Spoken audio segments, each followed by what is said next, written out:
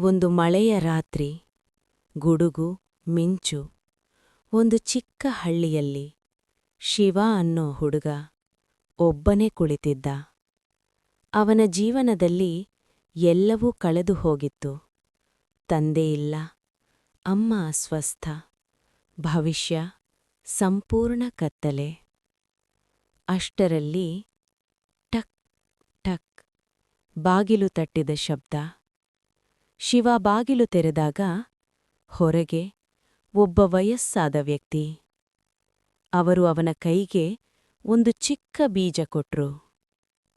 ಇದು ಸಾಮಾನ್ಯ ಬೀಜ ಅಲ್ಲ, ನಿನ್ನ ಜೀವನ ಬದಲಿಸೋದು. ಆದ್ರೆ ನೆನಪಿಡು, ಇದಕ್ಕೆ ಬೇಕಾಗೋದು ನೀರಲ್ಲ, ಸಹನೆ. ಶಿವ ಆ ಬೀಜವನ್ನು ನೆಟ್ಟ. ಪ್ರತಿದಿನ ನೀರು ಹಾಕ್ತಾ ಕಾಯ್ತಾ ಇದ್ದ. 1 ವಾರ, 1 ತಿಂಗಳು, 3 ತಿಂಗಳು. ಆದರೂ ಏನೂ ಬೆಳೆಯಲಿಲ್ಲ. ಹಳ್ಳಿಯ ಜನರು ನಗಲು ಶುರು ಮಾಡಿದರು, ಹುಚ್ಚನಾಯ್ತಾನೆ ಅಂತ. ಒಂದು ದಿನ ಅವನ ಅಮ್ಮ ಸತ್ತು ಹೋದಳು.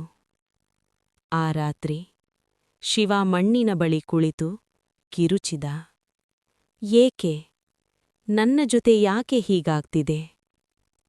ಅವನು ಬೀಜವನ್ನು ತೆಗೆದು ಎಸೆದು ಬಿಡೋಕೆ ಯೋಚಿಸಿದ. ಆದರೆ ಒಳಗೆ ಒಂದು ಧ್ವನಿ, ಇದು ಕೊನೆಯ ಪರೀಕ್ಷೆ.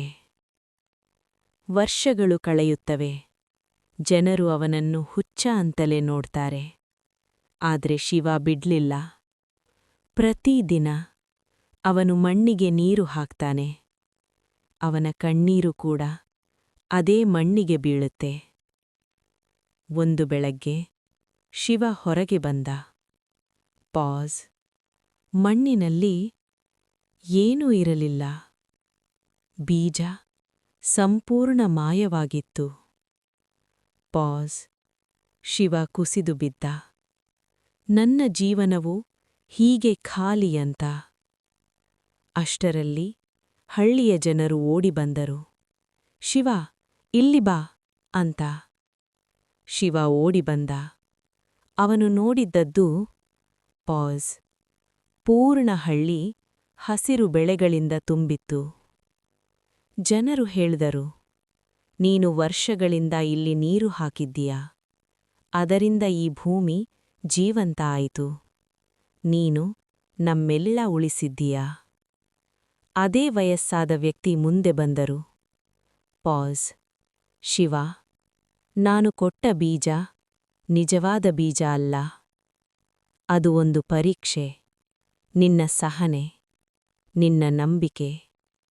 ನೀನು ಮರ ಬೆಳೆಸಲಿಲ್ಲ, ಒಂದು ಹಳ್ಳಿ ಉಳಿಸಿದ್ದೀಯಾ.